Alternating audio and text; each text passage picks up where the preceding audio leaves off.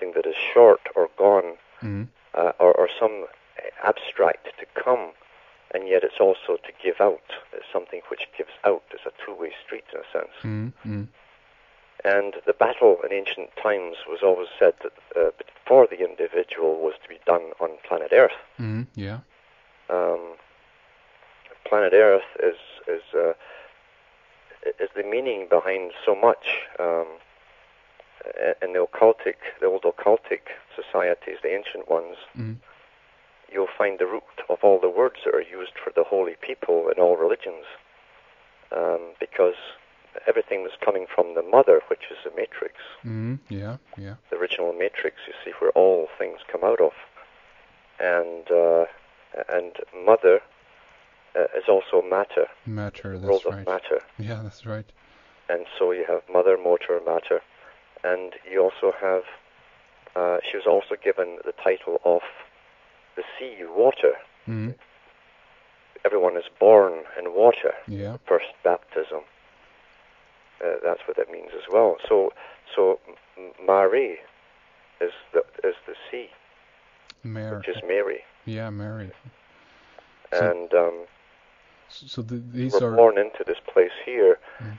and we have this ability because we have something supposedly called spirit. Mm. Although you must wonder if how many have it. Hmm. Because in the old Aramaic and eventually the Hebrew legends, Mm. a time would come when there'd be no more souls born. And when the first soulless people were born, then it would be the end. The end would come. Of the experiment or of the experience machine. That's right. Or the first purely human-designed human being Mm. that's born artificially. It's strange how it all ties together. Mm. The goal is again always a paradox, a mirror image of a reality. One is real, one is not real. One is a spiritual path, one is an emulation of this same thing. Mm-hmm. The goal is to free the individual into much more than he or she is. Mm.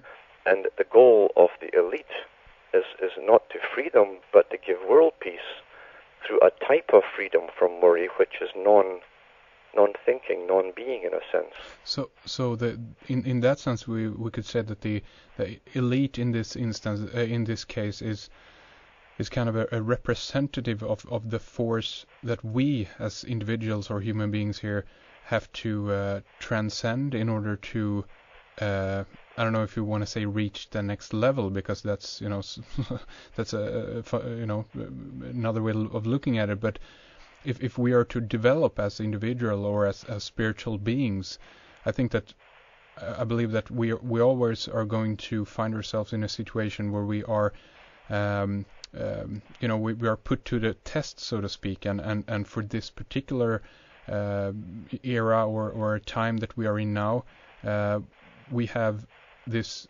incredibly controlling elite force all around us, the machine or the beast, or even the control grid that is going in. Would you say that this or these guys are the representatives of that dark force that we have to transcend as human beings? There's no doubt. There's no doubt. I made it quite plain that their religion is one of a complete, utter belief in genetic superiority of certain peoples and intellectual superiority and material superiority, because they've accumulated the wealth of the ages in families. Darwinism is an interesting part of the religion, because Darwinism is based as an old Masonic belief system that goes back to Hinduism, that everything came out of the primordial slime. It's pretty well Hinduism. Yeah.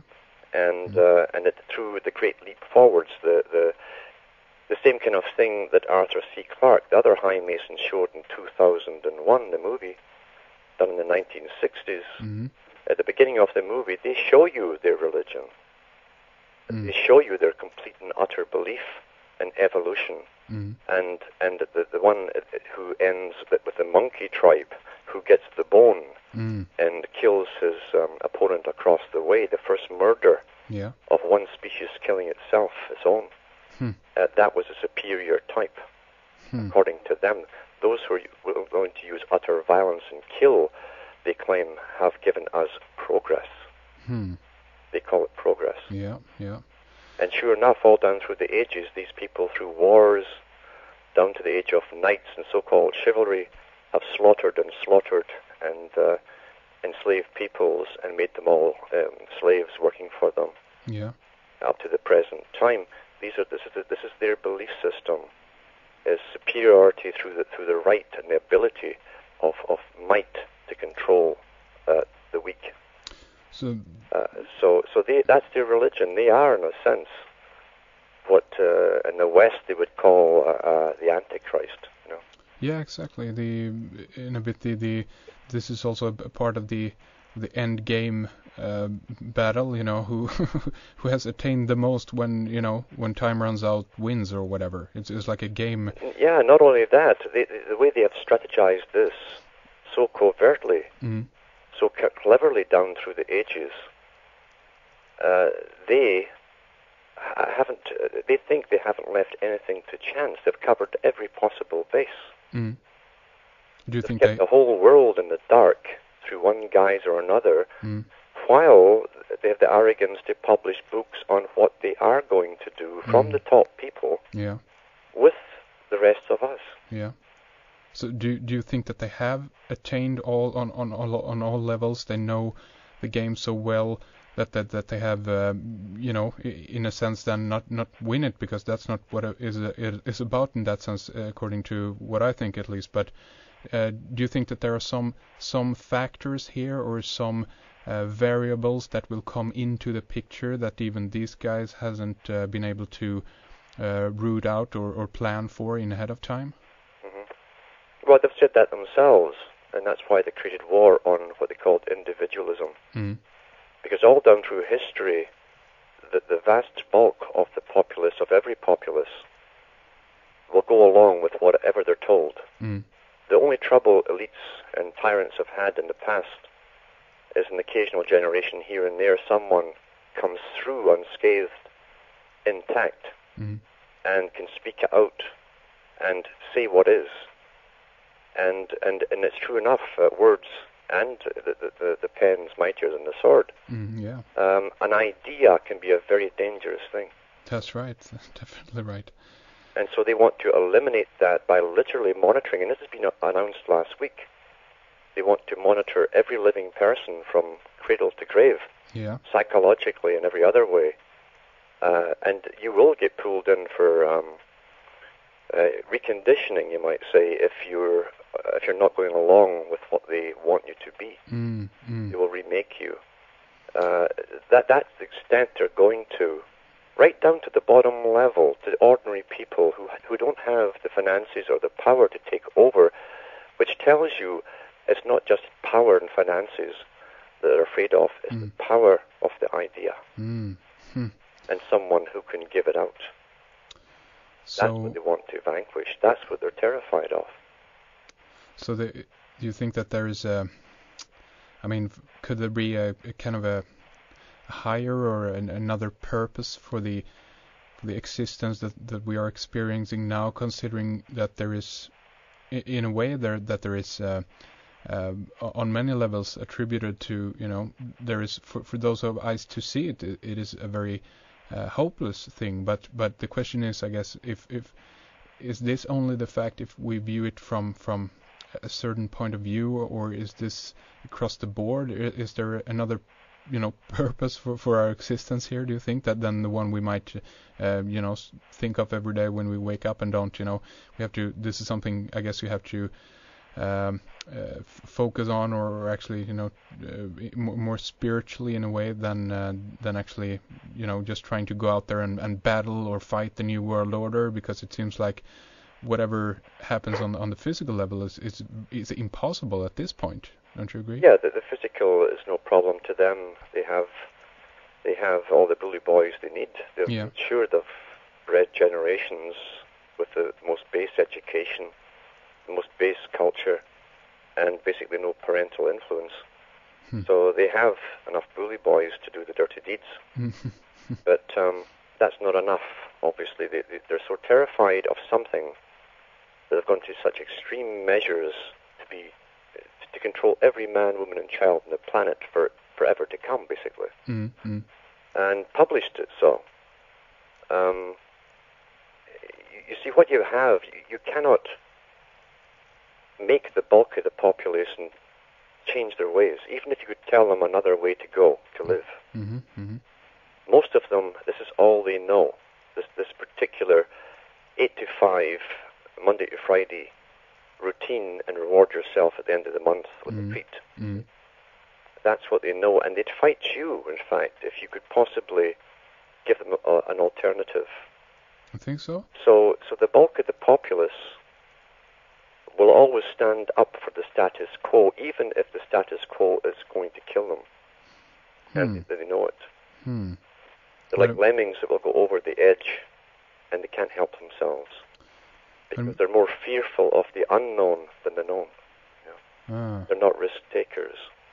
But it feels like a lot of people, complain about their day job, and they want to get out of the system in a way. But do you think that's all, a mouthpiece? It's nothing true in that. You know by their actions. It's not what people say; it's what they do. Oh yeah, I agree on that. Definitely, that's right. If you believe that you can make it or break out of the system or even financially or whatever, I definitely think that it's a possibility of doing that. It's in that sense, I'm a strong believer in the intention power. If you actually focus on something, and if you want it bad enough, you actually are going to get it. But as you say, if the actions of the people are that they're still within the system but yet complain, there is maybe some unconscious level to these persons that they want to be in that role, and they might even feel comfortable within it because they are taken care of in a way, I guess. I don't know. Yeah, there's such a thing as a happy slavery. Yeah. And Charles Galton Darwin, like the grandson of Charles, said in his book The Next Million Years, he says we are now creating a more sophisticated form of slavery, and that's called socialism. Bush Senior used a term which the United Nations told them to use, because they're using it now, and it's called communitarianism rather than communism. It's really collectivism. And knowing that about 80-odd%, maybe more today, of the populace are happy to be to have the illusion, at least, they're being well looked after, as long as they can play from right through their adulthood or they die, but without having to worry about serious problems or making big serious decisions.